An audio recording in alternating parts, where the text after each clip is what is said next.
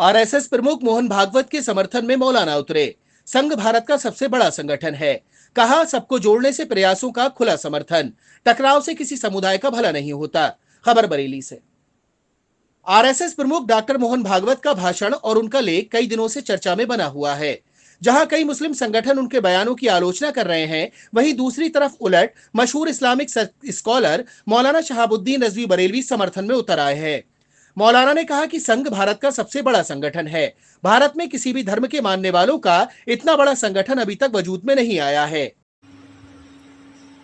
RSS प्रमुख doctor Mohan Bhagwat जी ने जो आरएसएस के एक सम्मेलन को संबोधित कर रहे थे, उसमें बहुत सारी बातें उन्होंने कही।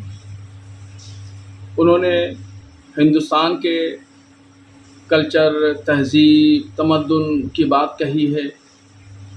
भारत की एकता और अखंडता के बारे में अपना नज़रिया पेश किया है। इसके अलावा धर्मांतरण, टेरर फंडिंग और तब्दीली मज़हब, इन तमाम चीज़ों पर अपना नज़रिया पेश किया है। साथ ही साथ उन्होंने ये भी कहा कि हम सबको एक साथ में लेकर के चलना चाहते हैं और भारत इसी में तरक्की कर सकता है। किसी को अलग नहीं कर सकते, किसी के साथ भेदभाव नहीं कर सकते।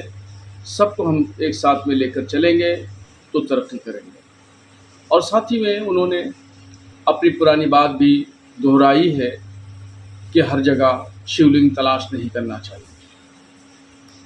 इससे पहले भी उन्होंने अपने तमाम लोगों को समझाते हुए ये कहा था कि हर मस्जिद में मूर्तियां तलाश मत करो। डॉक्टर मोहन भागवत जी हमेशा सकारात्मक और संजीदगी वाली बात करते हैं और उन्होंने हमेशा लोगों को जोड़ने की बात कही है, तोड़ने की बात उन्होंने कभी नहीं कही। और अब जो उनका एक आर्टिकल आया है और उनका जो भाषण है, वो भी सोचने और समझने के लायक है। अपने भाषण में और आर्टिकल में उन्होंने दोनों जगह भारत सरकार को भी नसीहतें की हैं और हिदायतें दी हैं कि किस तरह के विकास के काम किए जाएंगे जिससे देश को मजबूती मिलेगी। तो ये सारी बातें उनकी सोचने के लायक हैं और उसको अमली जामा पहनाना चाहिए। और इस बात को हमें, बल्कि एक हकीकत है जिसका हम एतराफ़ हमेशा करते आए हैं और हर शख्स को इस बात का एतराफ़ करना होगा कि आरएसएस भारत का सबसे बड़ा संगठन है और इससे बड़ा संगठन न किसी दूसरे मज़हब के मानने वालों का है और न ही इस्लाम के अनुयायियों का कोई इससे बड़ा संगठन है। इस बात का एतराफ़ करना होगा।